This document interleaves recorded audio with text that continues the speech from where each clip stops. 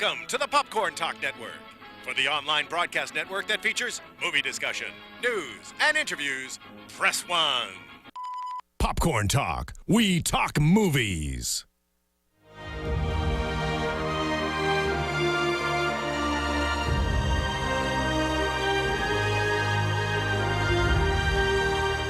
From the Popcorn Talk Network, the online broadcast network for movie talk, Alicia Malone with Scott Movie Mantz and the Schmoes Know. This is Profiles. In-depth spotlights on the greatest filmmakers and artists in motion picture history. Hello, Profilers! Welcome to a very special episode of Profiles. We lost one of the greats, a true visionary filmmaker, a master of horror, really did change the game repeatedly for the genre. Yes. The one and only Wes Craven. So we wanted to do something to honor him. This is a little mini episode of Profiles, and I'm sure down the track we'll do a proper full-length episode of Profiles. But of course, it takes a lot of time for us to put together a show. So we just wanted to do something quickly now to say goodbye to him, because he was someone who redefined the horror genre, as you said, multiple times throughout 3 decades. He sadly passed away age 76 after a battle with brain cancer, and he is responsible for me, and I'm sure many people out there, some of my most terrifying moments of childhood. And definitely, like we've talked about repeatedly, I remember when I saw like The Hills Have Eyes, I was disturbed by that. I mean, I saw that a little later. Seeing Nightmare on Elm Street in '84, I mean, the villain in that movie was scarier at the time anyway than Michael Myers and Freddy, or Jason rather. Yeah. And then of course Scream was such a cool movie, but it was also very, very scary. And he branched out from there. You know, when he did Music from the Heart with Meryl Streep in '99, that was like Wes Craven directed that movie. And then Red Eye, which was just a straightforward thriller and a very, very good one when that came out in 2005. But when I was working on this show, I was on Twitter and I went to his Twitter page and it said, Wes Craven says, follows you. Oh. So out of like 2,000 people, somewhere along the line, he started following me on Twitter. I never knew that till today. No. Well, it's a really sad time to say goodbye to him, but his work will live on in the movies, and he created not only some great horror characters like Freddy Krueger, like Ghostface, but also some really terrifying moments, some moments that will stick with you. I remember in Scream, in the opening sequence, that moment when she's running away, she's running towards her house, her parents are home, slow motion, you think maybe she has a shot, maybe she has a chance. She's going towards the safety of her house in suburbia, the safety of her family, and right there, without their knowledge, like right so close, they're so she close. gets killed. And that moment, I remember I cried when I saw that moment. It was really stuck with me. Well, you're like the Australian Drew Barrymore. That might have something to do with it. But yeah, I remember watching that scene. You know, her parents were right there, and they didn't see her or hear her, except on the phone. They're like, "Baby, baby," and she's like, "Help me, help me!" It's so sad. But back in '84, when I saw Nightmare on Elm Street, that first movie was genuinely terrifying, and it was also very surreal because of the dream landscape in which Freddy Krueger like operated in. Yeah. And just the moments like when the hand reached out and grabbed Johnny Depp and pulled him into the bed, you know, and it was dark. You really didn't get a good look at Freddy. And that was one of the things that just made that movie so scary. Wes Craven was born on August 2nd, 1939 as Wesley Earl Wes Craven, and he directed 22 feature films.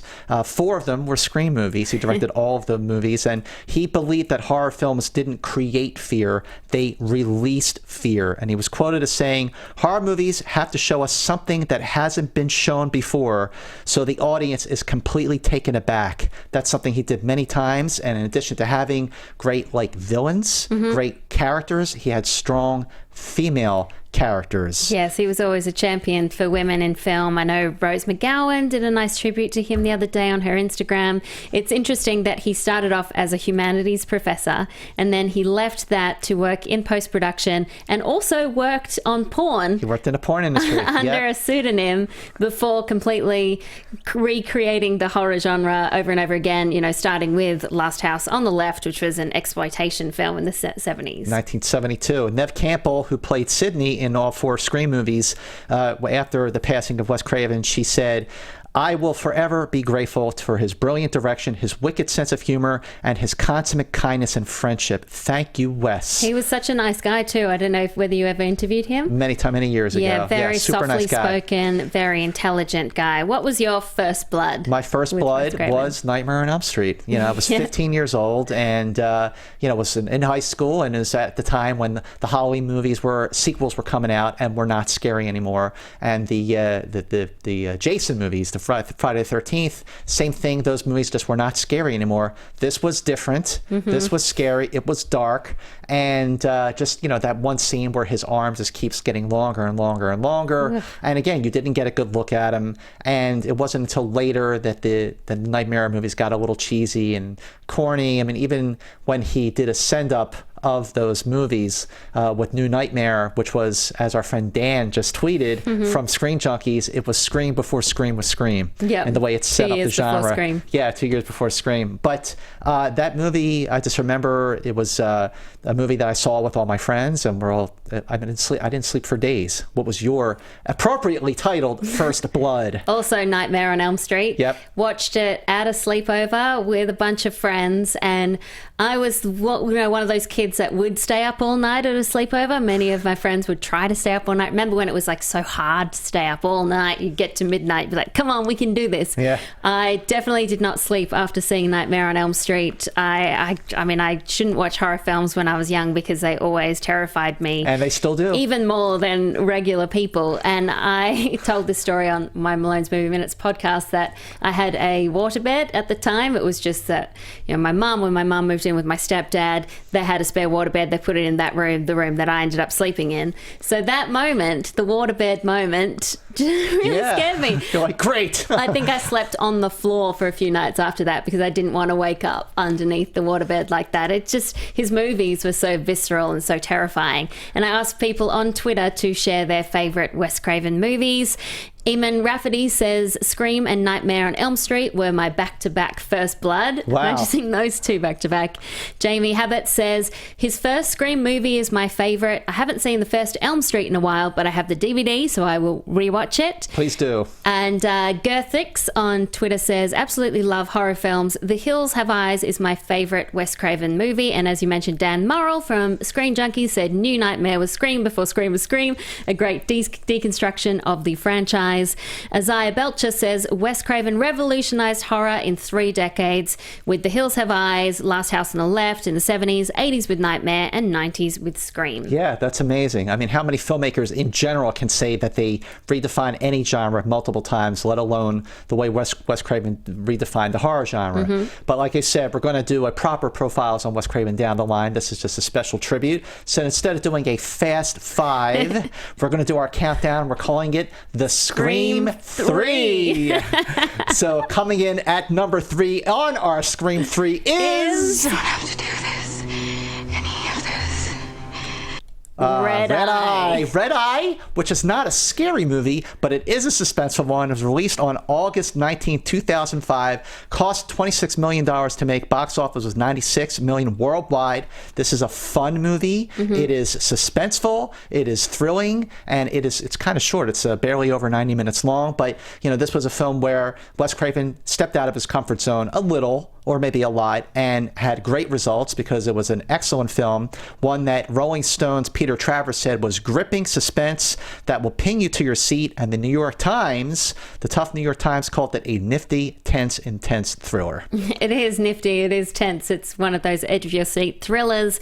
Not a moment is wasted, not a shot is wasted. He didn't write this film, but he directed it with such style, showing all his experience, particularly all his horror movie experience, because even though it's not technically horror, it does have those horror that feel to it. Definitely. And it is terrifying at moments, has that thriller moments. Cillian Murphy is so scary and excellent. Rachel McAdams. Strong female character. It feels really quick, is 85 minutes. Yeah, it feels fast. And Roger Ebert says, after a summer of crashes, bangs, endless chase scenes and special effects that belittle the actors standing in front of them, what a pleasure to see characters in a thriller doing what people like themselves possibly could do. Oh, Oh, that's great. That's great. That's so appropriate. Way to go, Roger Ebert.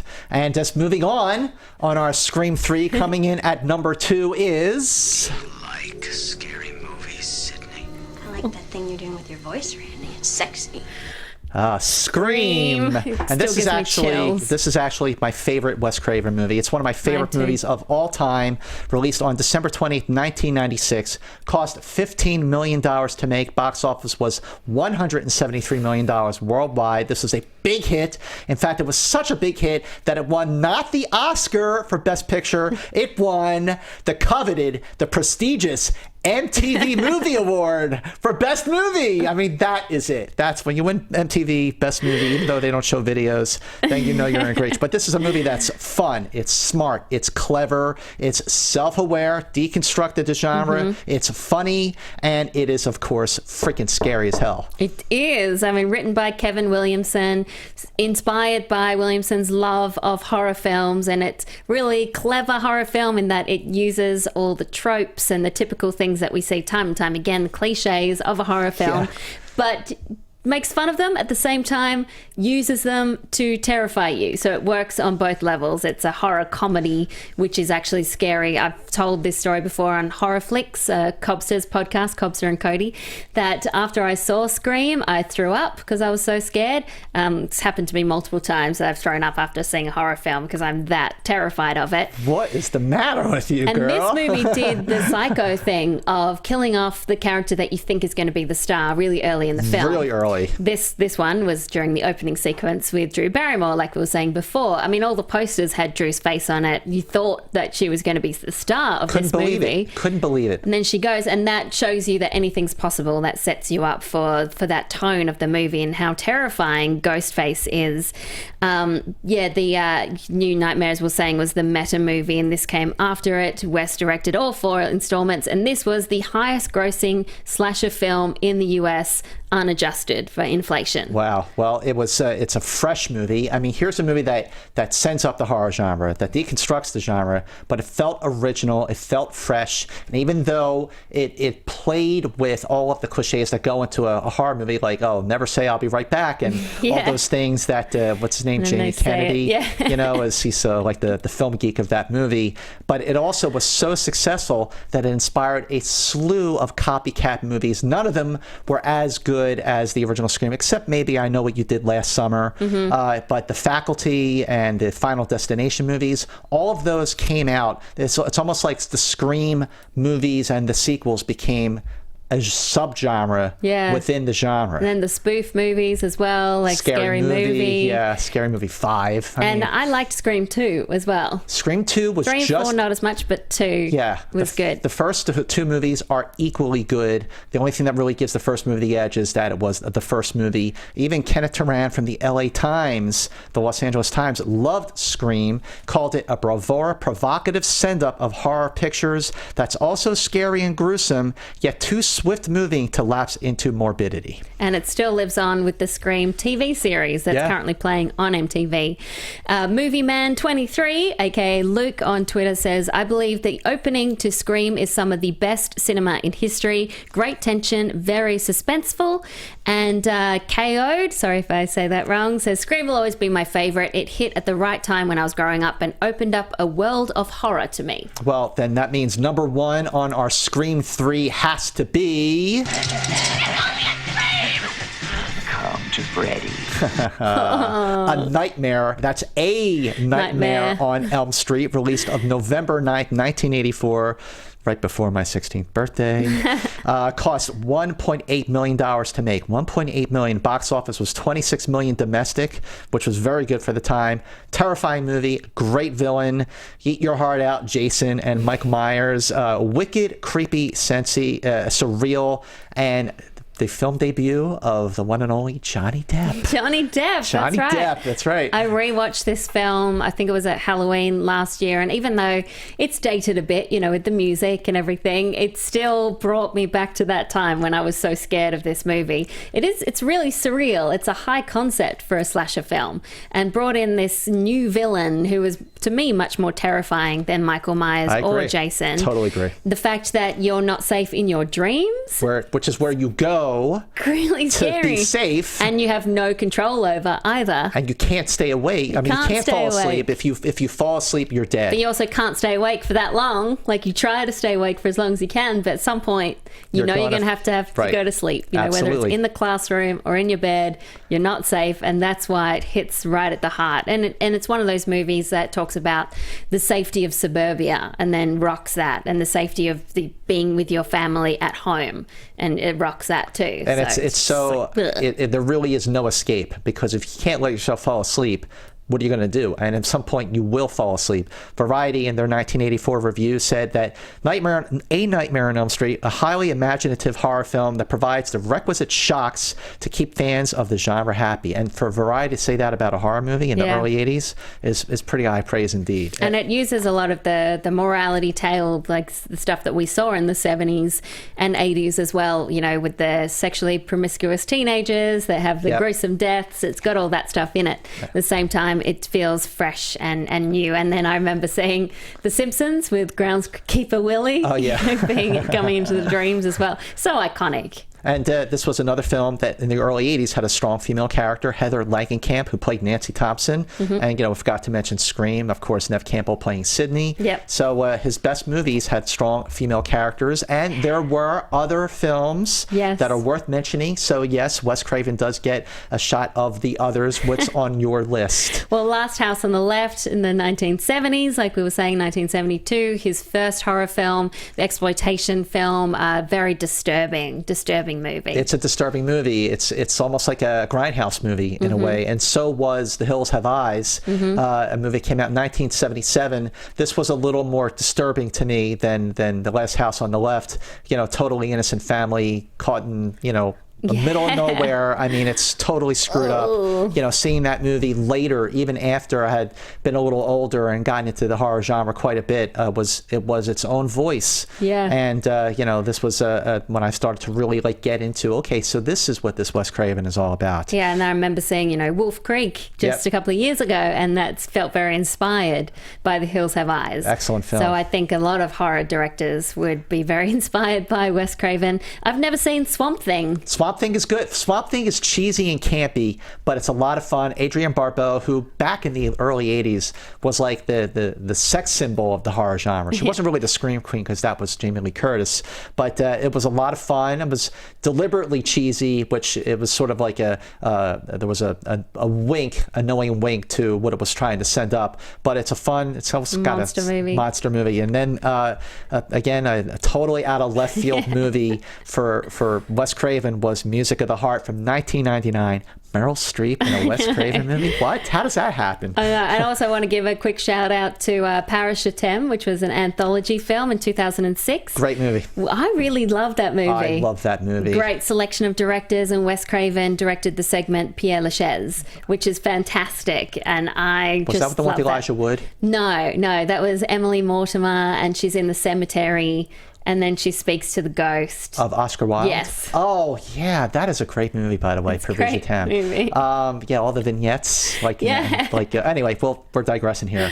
So, but that listen, Wes Craven. This is a short and sweet episode of Profiles, just paying tribute to the horror master. We had to do something to honor this amazing, legendary, innovative, groundbreaking, influential filmmaker, and we'll come back at a later time and just profile him the right way, even though we're doing it the right way now. Yeah. But I just want to say, thank you, Wes Craven, for all the scares. And thank you, Wes Craven, for following me.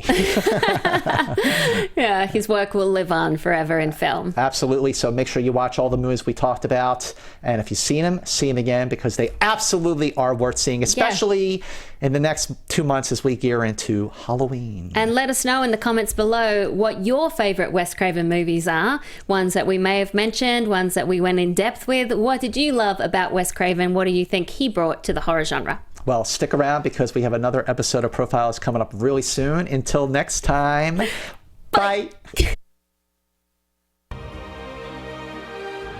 From producers Maria Menounos, Kevin Undergaro, Phil Svitek, and the entire Popcorn Talk Network, we would like to thank you for tuning in. For questions or comments, be sure to visit popcorntalk.com. I'm Sir Richard Wentworth, and this has been a presentation of the Popcorn Talk Network. The views expressed herein are those of the hosts only and do not necessarily reflect the views of the Popcorn Talk Network or its owners or principals.